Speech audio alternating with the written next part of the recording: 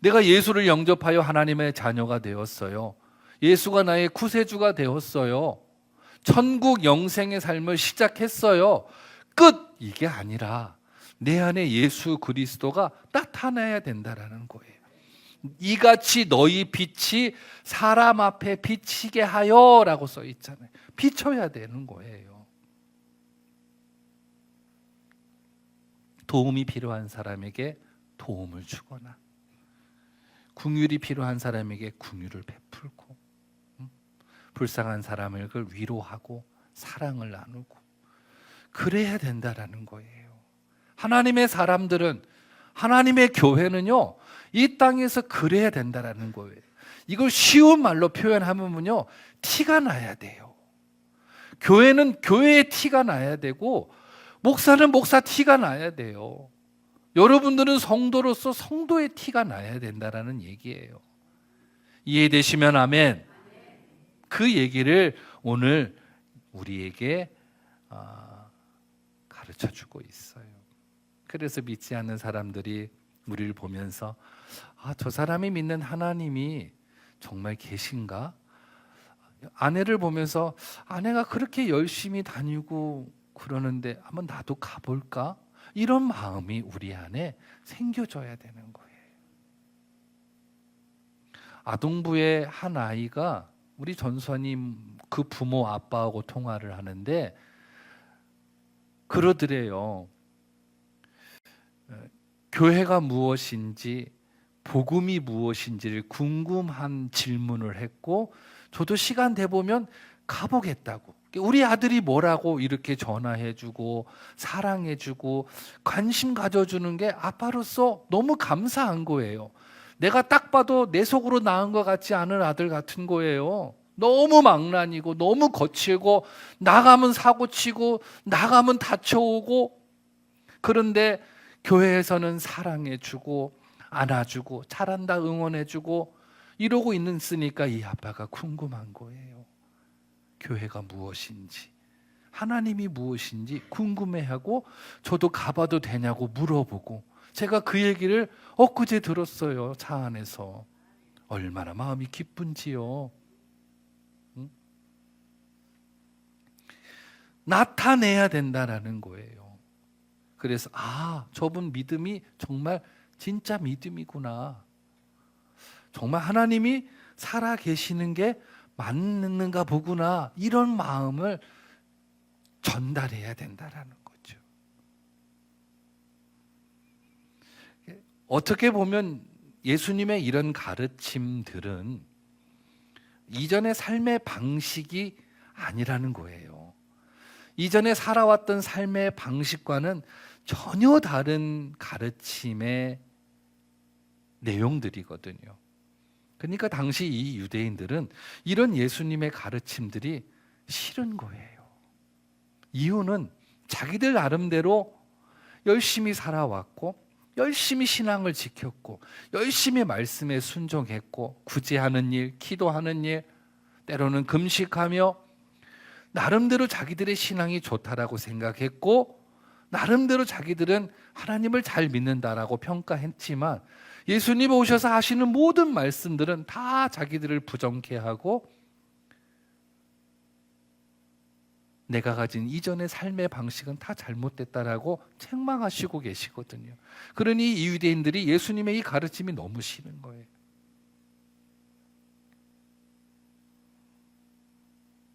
그들의 종교적인 형태, 그들의 종교적인 형식, 모습들을 주님께서 조금도 지체 없이 책망을 하시거든요.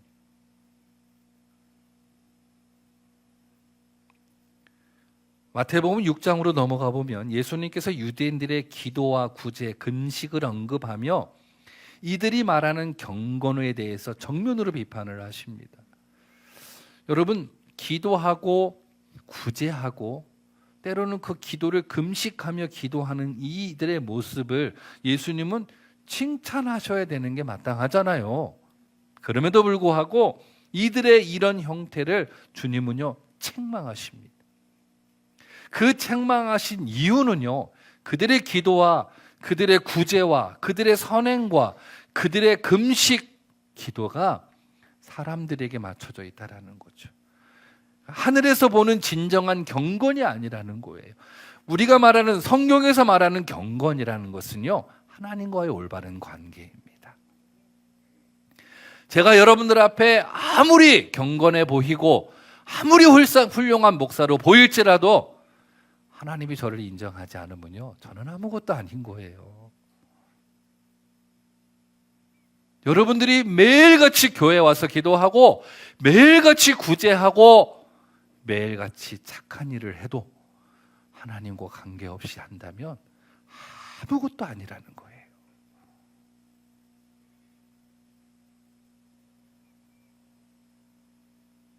복음서의 당시 유대인들을 향해서 예수님이 이렇게 책망을 합니다. 이걸 외식하는 행위라고 말을 하시는 거예요. 그들이 하는 모든 행위가 하나님과는 전혀 관계가 없는 거예요. 형태는, 형식은, 모양은 그리스도인으로, 기독교인으로 갖춰져 있으나 내용은 없다라는 거예요. 마태복음 23장 27절에 보면 화 있을진저 외식하는 서기관들과 바리새인들이여 회칠한 무덤 같으니 죽어 있다라는 거예요. 하나님과의 관계가 없다라는 거예요. 그 안에는 죽은 사람의 뼈와 모든 더러운 것이 가득하도다. 마태복음 15장 8절에 이 백성이 입술로는 나를 공경하되 입은 열어서 하나님을 공경한다 말하지만 마음은 없다라는 거예요. 저는요, 이 말씀이 때로는 되게 무섭게 들려요. 평생 목회해 왔지만, 야, 너 목회 그렇게 하는 거 아니야. 너 누구와 목회했어? 너 누구 마음대로 그렇게 설교했어? 라고 하신다면 이 책임을 제가 어떻게 감당하겠어요? 그래서 때로는 이 말씀이 되게 두려워요. 평생 믿으며 평생 이게 옳다고 생각했고, 그래서 평생 이 길을 걸어왔고 이 일을 했는데 어느 날 주님께서 이 외식하는 자요 라고 책망하신다면 이게 얼마나 두려운 일이냐고요.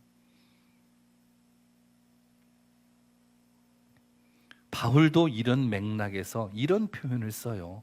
로마서 3장 14절에 그 입에는 저주와 악독이 가득하고 라고 해요.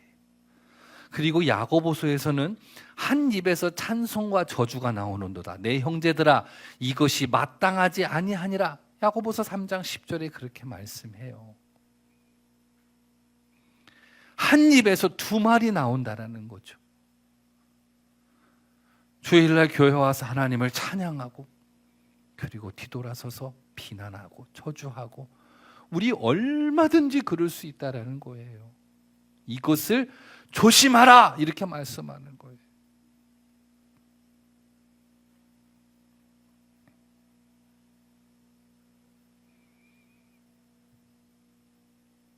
이렇게 말씀하시는 주님의 의도가 있어요.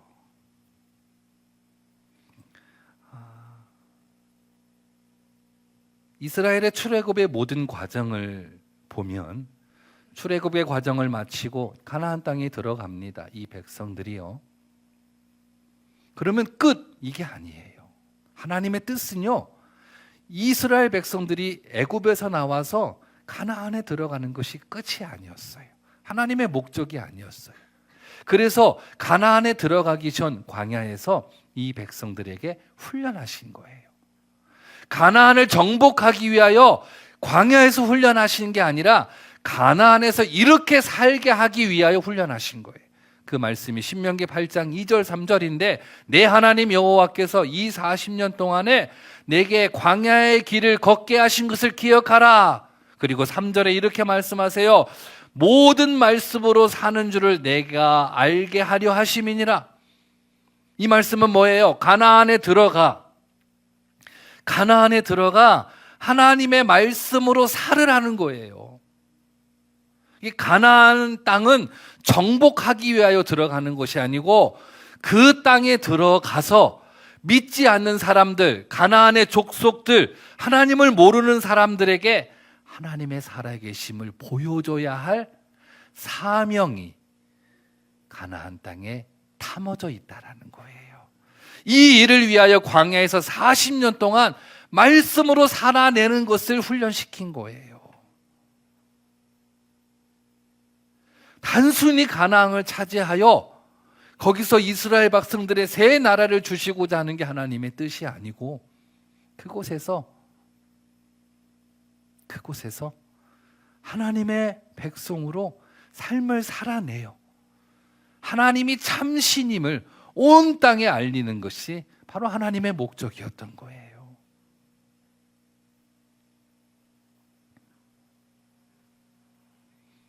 창세기 1장 28절에 보면요, 하나님이 그들에게 복을 주시며 하나님이 그들에게 이르시되, 하나님이 그들에게 복을 주시며 하나님이 그들에게 이루시되라고 말씀해요. 이게 복을 주시고 하나님이 그 다음에 말씀하신다라는 거예요. 예를 들어 볼까요? 제가 제 큰애에게 10만 원을 줬어요. 이걸 복이라고 해봅시다. 그러면 제가 10만 원을 준 이유가 있을 거 아니에요. 그래서 10만 원을 줬어요. 승현아, 10만 원 줬어요. 근데 감사합니다 하고 주랭랑을 쳐버리는 거예요. 아니, 저는 이유가 있거든요. 승현아, 이거 10만 원 자 받아. 그러면 이거 왜 주셨어요? 라고 물어봐야 되는데 감사합니다 하고 나가버려요. 여기에 부모의 아픔이 있는 거죠. 안타까움이. 10만 원을 주고 승현아, 길 건너에 가서 식빵 하나 사오고 횡단보도 건너가면 김밥집 있는데 김밥 2줄만 사와라. 그리고 나머지는 너가 필요한데 요긴하겠어. 이게 저의 목적이었단 말이죠. 복을 주고 이르시되 무언가를 얘기하려고 하는데 이걸 듣지 않아요. 때로는 우리는요, 하나님 앞에 이 복만을 원해요. 하나님, 복을 주시옵소서, 복을 주시옵소서, 복을 주시옵소서. 이 복만을 원해요. 하나님은 우리에게 복을 주셨다면요, 그 복을 주신 이유가 있어요. 그렇지 않겠어요? 그런데 하나님께서 우리에게 복을 주셔요. 감사합니다 하나님 하고 그냥 주랭랑을 쳐버려요. 그리고 그 복을, 주신 복을 내 마음대로 써요. 내 마음대로 사용해요. 이게 하나님과 관계없는 복이 되어버린 거예요. 이게 복으로 시작하여서 이게 타락으로 가버리는 거예요. 하나님이 내게 구별하여 복을 주셨는데 그 복이 내게 임하여 복의 복이 되고 은혜 위에 은혜가 되어야 되는데 이르시되를 듣지 않음으로 인하여 내 마음대로 사용해버리는 거예요. 그 복을요. 하나님이 저와 여러분에게 생명을 주셨는데 주신 이유가 있어요. 근데 내 마음대로 내 생명을 살아요. 내 생을. 그러면 그것이 복이 아니라 타락이 되고 저주가 된단 말이에요.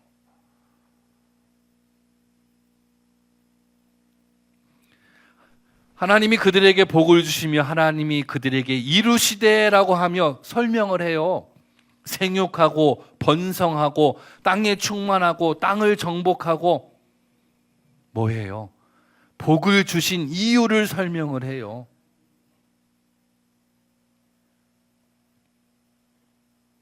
오늘 하나님께서 우리에게 복을 주실 때 복을 주신 이유가 있어요. 우리에게 생명을 주셨어요. 왜요? 생명 전하라고 주신 거예요. 우리에게 물질을 주셨어요. 자녀를 주셨어요. 가정을 주셨어요. 기업을 주셨어요. 다 이유가 있어요. 그런데 그 모든 것들을 하나님과 관계없이 치부해버린다면, 하나님으로부터 복은 받았는데 그 이후에 이르시되를 내가 듣지 않는다면 그 복이요, 꼭 맞는 건 아닌데 그 복이 저주가 되더라고요. 그래서 복을 주시고 그 다음에 우리는 그 다음 말씀을 들어야 돼요.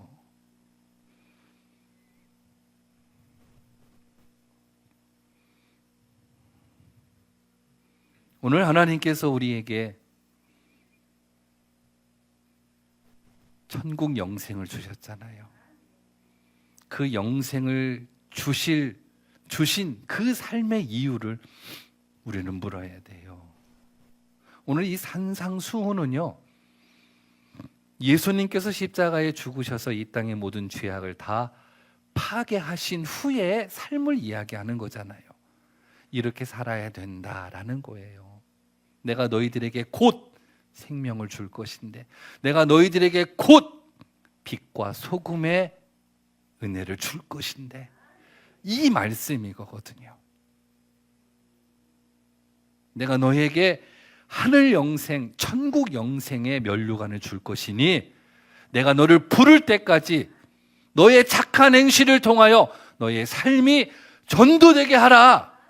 이것이 하나님이 오늘 우리에게 요구하시는 명령이라는 거예요. 우리의 삶을 통하여 하나님이 나타나고 드러난다면 그 자리가 영광의 자리가 되지 않겠냐라는 거죠. 오늘 창세기 1장 28절에 복을 주시며 이르시되 생육하고 번성하고 충만하고 정복하고 아담에게 복을 주시고 말씀하세요. 이 복과 주신 복과 그 말씀이 우리의 삶에서 일치가 될 때, 그렇게 살아낼 때 저는 그것을 성경은 사명이라고 합니다. 나는 사명 감당하는 여러분 되시기를 소망합니다. 원로 목사님 한 분과 통화를 하다가 그래요. 내게 이제 사명이 다하면 하나님이 나를 부르실 거다. 내게 아직 사명이 남아있나? 이렇게 물어보세요. 남아있어요, 목사님. 많이 연세가 드셔서 이제 불편한 거예요. 서울 교회에 있었던 원로 목사님인데 제가 엊그제도 통화를 한번 했어요. 잘 지내시죠? 제가 여기 온다고 저 성남 반석교회로 가게 됐어요. 그랬더니 얼마나 우시는지요. 여자 목사님이신데 뭐 키도요. 그냥 여장부세요. 여장부. 얼마나 우시는지요. 나 죽으면 장례 부탁하려고 했는데 어디 가냐고. 그분이 항상 주장했던 그 논리가 있어요. 사명이 다하는 날 우리는 하나님이 부를 거라는. 그래서 나는 사명이 다한 것 같아 이러시더라고요. 목사님 무슨 말씀이에요? 몸이 불편하고 거동이 불편하여 집에만 계시지만 교회를 위해서 기도하고 이렇게 후배 목사가 전화할 때마다 덕담해주고 위로해주고 응원해줘야 되잖아요. 아직 사명, 나 은퇴하려면 좀 남았으니까 더 사셔야 돼요. 내가 이랬어요.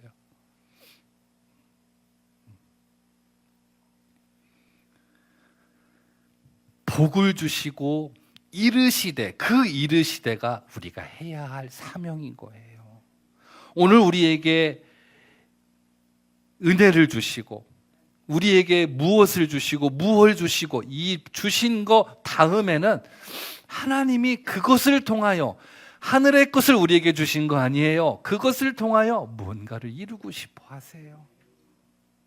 우리는 그것을 감당해야 된다라고 저는 믿습니다. 그거 감당해야 돼요.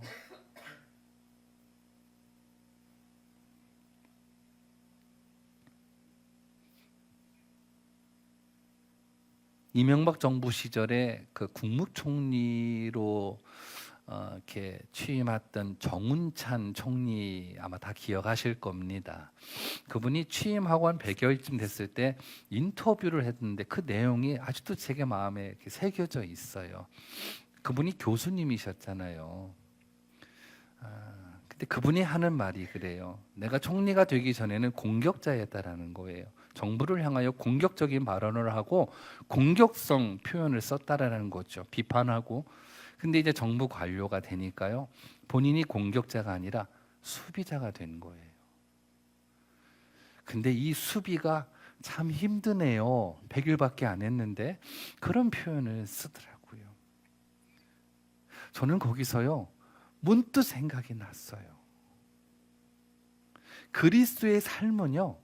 세상을 향하여 공격하는 게 아니라 세상을 향해 그 공격을 받아내는 거예요. 그게 착한 행실인 거예요. 여러분, 착한 행실이란 세상 사람들과 다른 삶의 형태로 사는 거예요. 다른 사람에게 유익을 끼치는 삶을 살아야 되는데 그 유익을 끼치기 위해서는 나의 손해를 감수해야 돼요. 만일 어떤 사람이 전혀 희생이나 손해를 보지 않고 철저하게 계산적으로 산다면 그 사람은요, 세상에서 성공한 사람, 잘 사는 사람이라고 평가받을 줄 몰라요. 그러나 하늘에서는요, 잘 사는 게 아닙니다. 바울은 다메섹 도상에서 예수님을 만난 후에 그가 완전 다른 삶으로 바뀌었어요. 그가 이렇게 고백을 해요. 예수님 만난 후에 내가 전에는 디모데전서 1장 13절에 내가 전에는 비방자요 박해자요 폭행자였으나 내가 전에는, 지금은 아니라는 거잖아요. 예수님을 만난 이후에 지금은 아니라는 건데 내가 전에는 이랬다라는 거예요. 비방자, 박해자, 폭행자. 근데 지금은 아니라는 거예요. 전혀 다른 삶을 이야기하는 거죠. 우리가 신앙생활이라는 것은요, 이전의 삶과 전혀 다른 삶인 거예요. 이전의 세상 사람들의 삶의 방식이 아닌 하나님이 우리에게 요구하는 삶, 말씀이 우리에게 가르치는 삶, 그 삶으로의 우리를 인도가 있다라는 거죠.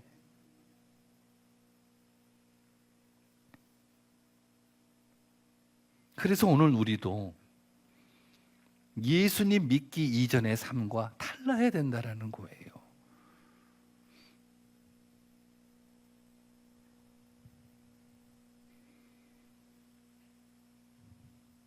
바라옵기는 금년 한 해 우리 반석의 모든 성도님들은 예수님 이전의 삶과 달라지기를 소망합니다. 할렐루야. 저는 또 한번 질문을 해봐요. 이런 삶이 가능할까? 착하게 살아야지, 내 것을 나눠주며 살아야지, 손해보고 희생하고 섬기고 그래야지, 또 많은 생각들이, 성경에 요구하는 많은 이론들이 제게 다가오죠. 그래, 이렇게 살아야지. 그런데 그런 저에게 질문을 해봐요. 내가 과연 그렇게 살 수 있을까? 그런 삶이 나에게 가능할까?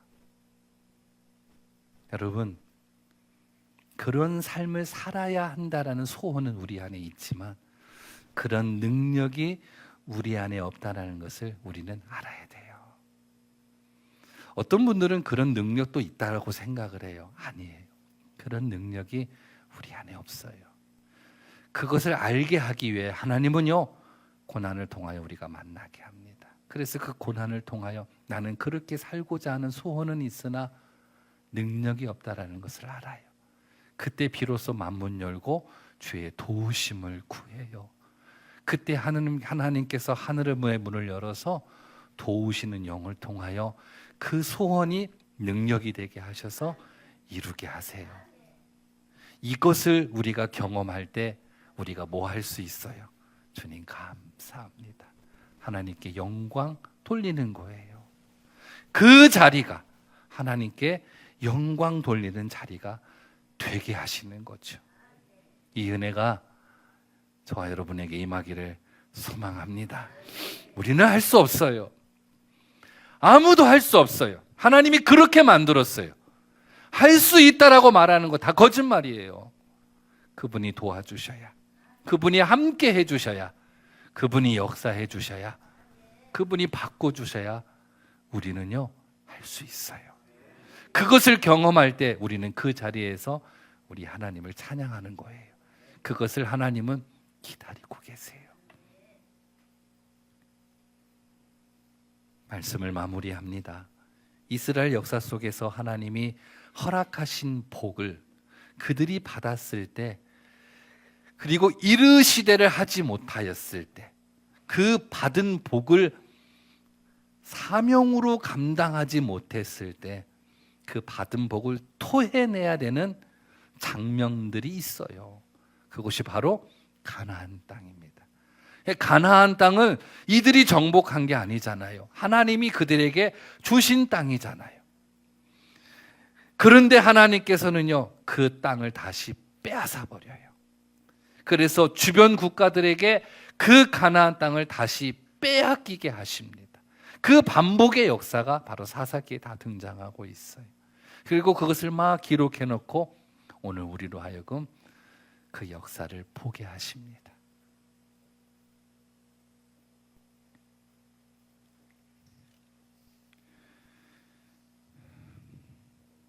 오늘 예수님이 이렇게 말씀하십니다. 내가 너에게 새로운 삶을 줄 테니 그 삶을 통해 전도되게 하라. 내가 너에게 새 영을 부어줄 테니 그 영의 도우심으로 나를 나타내라. 오늘 주님께서 우리에게 그렇게 말씀하십니다. 오늘 말씀을 준비하며 그런 생각을 했어요.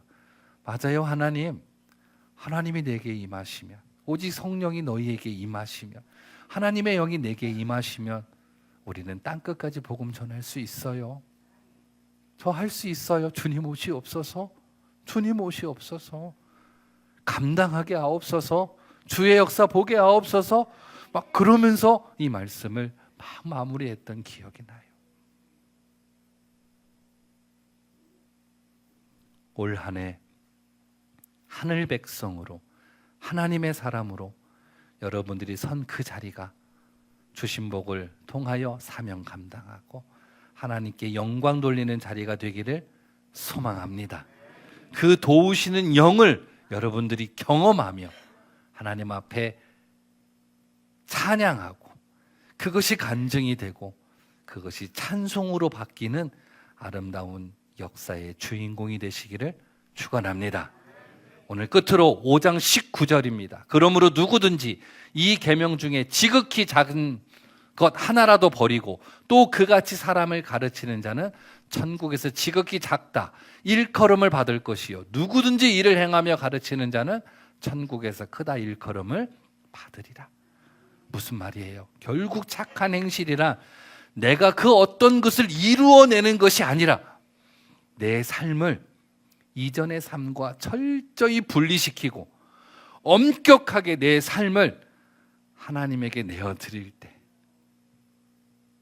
하나님 앞에 내어드릴 때 거기에 하나님의 이끄심, 도우심, 역사하심이 우리를 하나님의 자녀로 온전케 하신다라는 겁니다. 이 거룩한 역사가 이 한 해를 시작하는 여러분들의 삶의 자리에서 날마다 임하기를 축원합니다. 축원합니다.